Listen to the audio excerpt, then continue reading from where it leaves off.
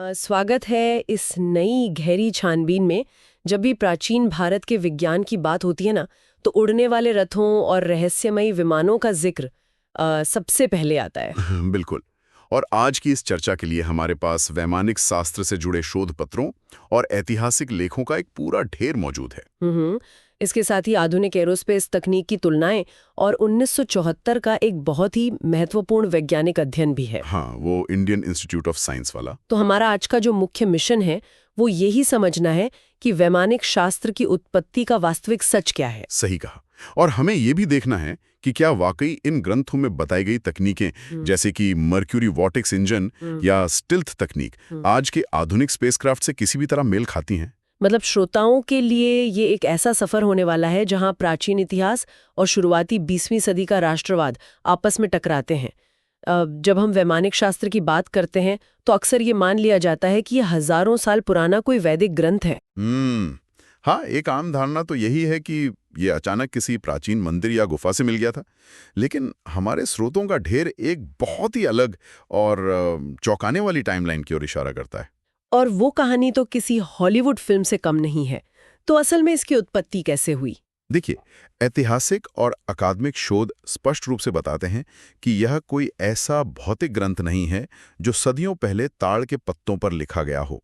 वैमानिक शास्त्र असल में 1918 से 1923 के बीच की अवधि में सामने आया। यानी लगभग 100 साल पहले। हाँ, बिल्कुल। पंडित सुब्बाराय शास्त्री नाम के एक व्यक्ति थे जिन्होंने इस पूरे ग्रंथ के श्लोकों को जी वेंकटाचल शर्मा नाम के अपने एक सहयोगी को लिखवाया था। और ये वो समय था जब दुनिया में विमानन का क्षेत्र अपने बिल्कुल शुरुआती दौर में था। राइट ब्रदर्स के उड़ान को कुछ ही समय बीता था। एकदम सही। और इस कहानी का सबसे रहस्यमयी मोड़ वो तरीका है जिससे ये ग्रंथ लिखवाया गया। पंडित सुब्बाराय शास्त्री जी का दावा था कि विमानन विज्ञान का ये गहरा ज्ञान उनका अपना नहीं है। तो फिर ये ज्ञान कहाँ से आया? उनका कहना था कि ये सारा ज्ञान उन्हें प्राचीन ऋषि महर्षि भारद्वाज से साइकिक चैनलिंग यानी एक प्रकार के मानसिक संवाद या टेलीपैथी के जरिए प्राप्त हो रहा है। मतलब टेलीपैथी से। ये तो बहुत ही दिलचस्प दावा है। उन्होंने ये भी कहा था ना कि वैमानिक शास्त्र असल में महर्षि भारद्वाज के यंत्र सर्वस्व नामक एक बहुत विशाल महाग्रंथ का केवल एक छोटा सा अध्याय है। बिल्कुल। और इस दावे के बाद की जो घटनाएं हैं वे भी कम दिलचस्प नहीं हैं। शास्त्री जी के जीवन काल में ये ग्रंथ पूरी तरह से दुनिया के सामने नहीं आ पाया था। तो फिर ये दुनिया के सामने कैसे आया? उनके निधन के बाद 1952 में जी.आर. जोजियर ने पहली बार सार्वजनिक रूप से इसके अस्तित्व की घोषणा की।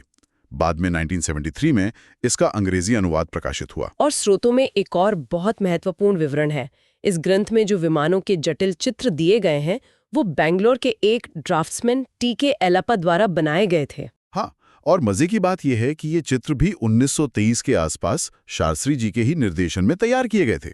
इस पूरी टाइमलाइन को देखकर एक बहुत ही स्वाभाविक सवाल उठता है कि क्या इसे सच में एक प्राचीन वैदिक ग्रंथ माना जा सकता है? ये एक बहुत ही जायज सवाल है। क्योंकि अगर ज्ञान मानसिक संवाद से आया है तो भी उसे किसी तरह की वैज्ञानिक या भाषाई कसौटी पर तो परखा ही गया होगा। स्रोतों में मौजूद भाषाई विश्लेषण इस बारे में क्या कहते हैं? अगर हम इसके भाषाई विश्लेषण की बात करें ना, तो चीजें काफी साफ हो जाती हैं। किसी भी ग्रंथ के वैदिक काल का होने के लिए ये आवश्यक है कि उसकी संस्कृत वैदिक संस्कृत हो, जो कि काफी अलग होती है ना? बिल्कुल।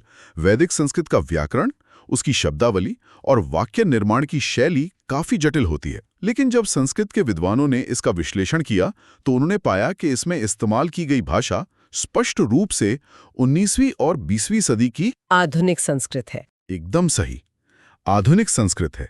इसमें कई ऐसे शब्द और संरचनाएं हैं जो प्राचीन काल में मौजूद ही नहीं थे। और केवल भाषाई विश्लेषण ही नहीं, इसके वैज्ञानिक और एरोडायनामिक पहलू को परखने के लिए भी एक बहुत ही विस्तृत अध्ययन किया गया था। हाँ, हमारे स्रोतों में 1974 के Indian institute of science Bangalore, जिसे हम IIC कहते हैं, उसका एक बहुत ही महत्वपूर्ण शोध पत्र शामिल है। उसमें वैज्ञानिकों ने क्या पाया था? H.S. मुकुंदा और उनके सहयोगियों ने इन डिजाइनों का एक इंजीनियरिंग दृष्टिकोण से अध्ययन किया था। वो 1974 का अध्ययन इस विषय पर सबसे प्रामाणिक वैज्ञानिक दस्तावेज माना जाता है। तो उनका निष्कर्ष क्या था? उनका निष्कर्ष बहुत स्पष्ट था कि ग्रंथ में वर्णित विमान एरोडायनेमिक्स के बुनियादी नियमों का पालन नहीं करते हैं। मतलब वो उड़ने के लायक नहीं थे? बिल्कुल नहीं। उदाहरण के लिए डिजाइनों में गुरुत्वाकर्षण का केंद्र और उड़ान के लिए आवश्यक लिफ्ट का कोई तालमेल नहीं था। शोधकर्ताओं ने स्पष्ट किया कि यदि इन विमानों को बनाया जाए तो वे उड़ने के बजाय हवा में पलट जाएंगे या शायद जमीन से उठ ही नहीं पाएंगे। ये निष्पक्ष वैज्ञानिक विश्लेषण बहुत कुछ साफ कर देता है। यहाँ स्पष्ट कर दें कि हमारा उद्देश्य किसी पक्ष का समर्थन करना नहीं, बल्कि उपलब्ध साक्ष्यों की रिपोर्टिंग करना है। हाँ, ये दृष्टिकोण इस विषय को समझने के लिए सबसे सही है। अगर हम इस पूरी तस्वीर को एक साथ रखें तो यह 20वीं सदी की शुरुआत में पनप रहे राष्ट्रवाद और विज्ञान के प्रति एक असीम मानवीय कल्पना का संगम नजर आता है। बिल्कुल। और अगर हम इसे एक इंजीनियरिंग मैनुअल के बजाय एक वैचारिक दस्तावेज के रूप में देखें तो इसकी अहमियत बहुत बढ़ जाती है। चलिए अब ग्रंथ के अंदर के विवरणों की ओर मुड़ते हैं। ये जानकर आश्चर्य होता है कि इसमें 8 अध्याय और लगभग 3000 श्लोक हैं, और यह केवल विमान के बाहरी ढांचे तक सीमित नहीं है। हाँ, मैंने पढ़ा है कि इसमें पायलटों के कपड़ों और उनके भोजन तक का जिक्र है। सही कहा। इसमें बताया गया है कि पायलटों को किस तरह के विशेष कपड़े पहनने चाहिए ताकि वे ऊंचाई के दबाव को सह सकें, और यहाँ तक कि हवा में उड़ने वाले मार्गों का भी एक पूरा नेटवर्क समझाया गया है। इस ग्रंथ में विमानों को वर्गीकृत करने का तरीका भी बहुत ही विस्तृत है। स्रोतों के अनुसार युगों के आधार पर विमानों को 3 मुख्य श्रेणियों में बांटा गया है। हाँ, पहली श्रेणी मांत्रिक विमानों की है, जो त्रेता युग में मंत्रों की शक्ति से उड़ते थे। दूसरी श्रेणी तांत्रिक है, जो द्वापर युग में तंत्र विद्या से चलते थे। लेकिन सबसे दिलचस्प चर्चा तीसरी श्रेणी की है, जिसे कृतक कहा गया है। ये कलयुग के लिए है ना? बिल्कुल। कृतक श्रेणी पूरी तरह से वर्तमान कलयुग के लिए बताई गई है, और इसका सबसे महत्वपूर्ण पहलू यह है कि ये विमान किसी मंत्र या तंत्र से नहीं, बल्कि पूरी तरह से मैकेनिकल या कृत्रिम तरीकों से काम करते हैं। इन डिजाइनों को आज की तकनीक के नजरिए से देखना बहुत ही रोचक है। इस श्रेणी में 4 मुख्य प्रकार के विमानों का जिक्र है। सबसे पहले शकुन विमान का नाम आता है। शकुन का अर्थ ही पक्षी होता है। इसका डिजाइन काफी हद तक पक्षियों के शरीर विज्ञान से प्रेरित था। इसमें ऐसे पंख थे जो मुड़ सकते थे, जिसे आज हम हिंज्ड विंग्स कहते हैं, और दिशा बदलने के लिए इसमें एक पूंछ का भी वर्णन है।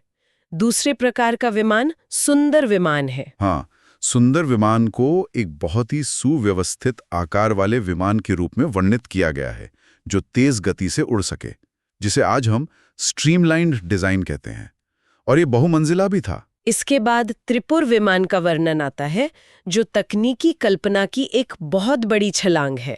यह 3 स्तरीय वाहन था, जो हवा, जमीन और पानी तीनों में चल सकता था। आज के समय में हम इस तरह के वाहन को एम्फीबियस व्हीकल कहते हैं, लेकिन इन सब में जो चौथा विमान है, रुक्म विमान, वो आधुनिक शोधकर्ताओं का ध्यान सबसे ज्यादा खींचता है। ये सुनहरे रंग का विमान था ना? बिल्कुल।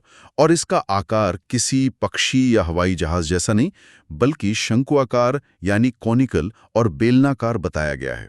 इसमें हवा को खींचने के लिए 4 वर्टिकल ट्यूब्स लगे होने की बात कही गई है, और स्रोतों में इसकी गति लगभग 725 मील प्रति घंटा आंकी गई है। इसी शंक्वाकार डिजाइन पर जब हम गौर करते हैं तो नासा के आधुनिक स्पेसक्राफ्ट के साथ एक बहुत ही आश्चर्यजनक समानता देखने को मिलती है। जैसे कि नासा का ड्रैगन कैप्सूल। एकदम सही। जब स्पेसक्राफ्ट पृथ्वी के वायुमंडल में अत्यधिक गति से वापस प्रवेश करते हैं तो ये कॉनिकल शेप गर्मी को समान रूप से वितरित करने और यान को जलने से बचाने में मदद करता है। भले ही 1974 की स्टडी ने इसकी उड़ान क्षमता को खारिज कर दिया हो, लेकिन 1918 के दशक में एक ऐसे कॉनिकल डिजाइन की कल्पना करना जिसमें वर्टिकल टेक ऑफ की क्षमता हो, ये सच में अद्भुत है। बिल्कुल। और ये कल्पना सिर्फ ढांचे तक सीमित नहीं थी। किसी भी विमान को हवा में उठाने के लिए सबसे जरूरी चीज होती है उसका प्रोपल्शन सिस्टम, जिसे इंजन कहते हैं। और ग्रंथ में विमान को ऊर्जा देने के लिए पारे के भंवर यानी मर्क्यूरी वॉर्टेक्स इंजन का जिक्र किया गया है। ये कैसे काम करता है? इसका जो सिद्धांत समझाया गया है वो बहुत ही विशिष्ट है।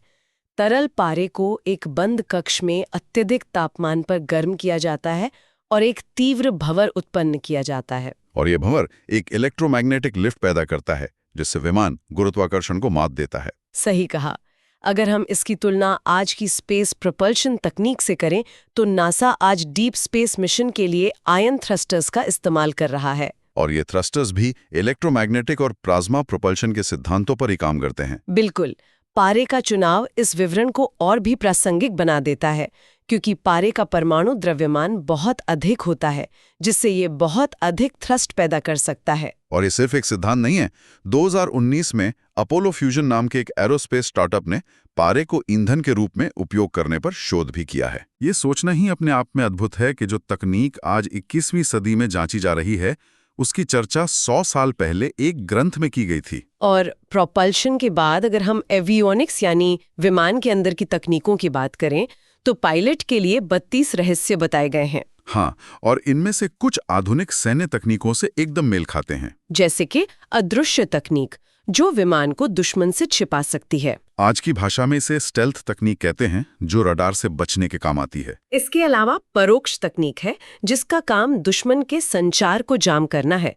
इसे आज हम इलेक्ट्रॉनिक वॉरफेयर कहते हैं। और एक रूपाकर्षण नाम की तकनीक भी है, जिससे अंदर बैठे बैठे बाहर का दृश्य देखा जा सकता है, यानी आज के उच्च रेजोल्यूशन वाले कैमरा। और सर्पगमन तकनीक, जो विमान को तेजी से दिशा बदलने की क्षमता देती है। आधुनिक फाइटर जेट्स में इसे वेक्टर्ड थ्रस्ट कहा जाता है। इन सब विवरणों के बीच शिवकर बापूजी तलपड़े की कहानी भी आती है। कहा जाता है कि 1895 में उन्होंने मरुत्सखा नाम का विमान उड़ाया था। क्या वो उड़ान वास्तव में सफल हुई थी? ऐतिहासिक रिकॉर्ड्स और स्वयं शास्त्री जी की आत्मकथा का निष्पक्ष मूल्यांकन कुछ और ही बताता है। तलपड़े जी ने मॉडल जरूर बनाए थे, लेकिन स्रोतों के अनुसार वे किसी भी मॉडल को हवा में उड़ाने में सफल नहीं हो पाए थे। मतलब उनमें एरोडायनामिक लिफ्ट पैदा नहीं हो सकी थी। तो अगर 1974 के अध्ययन ने डिजाइनों को खारिज कर दिया और मॉडल भी नहीं उड़े, तो इस पूरी चर्चा का अर्थ क्या है? श्रोताओं को इसे क्या सीखना चाहिए? ज्ञान की सार्थकता उसे समझने में है। भले ही ये विमान उड़ने के अयोग्य हों, लेकिन इस ग्रंथ का वैचारिक महत्व बहुत बड़ा है। ये मानवीय कल्पना की असीम शक्ति को दर्शाता है। मतलब जब विमानन अपने शुरुआती दौर में था, तब किसी का स्टेल्थ तकनीक, आयरन थ्रस्टर्स और वर्टिकल टेक ऑफ के बारे में सोचना ही असाधारण है। बिल्कुल। विज्ञान के इतिहास में अक्सर किसी बड़ी तकनीक के निर्माण से पहले उसकी कल्पना जन्म लेती है। ये दिखाता है कि हमारी सोच सीमाओं को तोड़कर कितनी आगे जा सकती है। इस चर्चा को समेटें तो ये पूरी कहानी मिथक, राष्ट्रवाद और उन्नत विज्ञान की कल्पना का एक जटिल मिश्रण है। और इसे खत्म करने से पहले मैं एक अंतिम विचार जरूर सामने रखना चाहूंगा। हमारे स्रोतों में ग्रंथ के कुछ और हैरान करने वाले हिस्सों का जिक्र है। वो क्या है? ग्रंथों में जैविक युद्ध या बायोलॉजिकल वॉरफेयर की अवधारणाओं का भी उल्लेख है, और साथ ही सौर ऊर्जा को पकड़ने के लिए विशेष दर्पणों के उपयोग का भी विस्तार से वर्णन है। ये तो सच में सोचने पर मजबूर कर देता है। बिल्कुल, यही वो विचार है जो मैं श्रोताओं के लिए छोड़ना चाहता हूं। अगर 100 साल पहले की मानवीय कल्पना आज की आधुनिक स्टील्थ और स्पेसक्राफ्ट तकनीकों की इतनी सटीक भविष्यवाणी कर सकती है, तो आज की कौन सी साइंस फिक्शन कहानियां अगली सदी की इंजीनियरिंग वास्तविकता बन सकती हैं? ये वाकई एक गहरा सवाल है। विज्ञान और कल्पना की इस अनंत यात्रा में हमारे साथ शामिल होने के लिए बहुत बहुत धन्यवाद।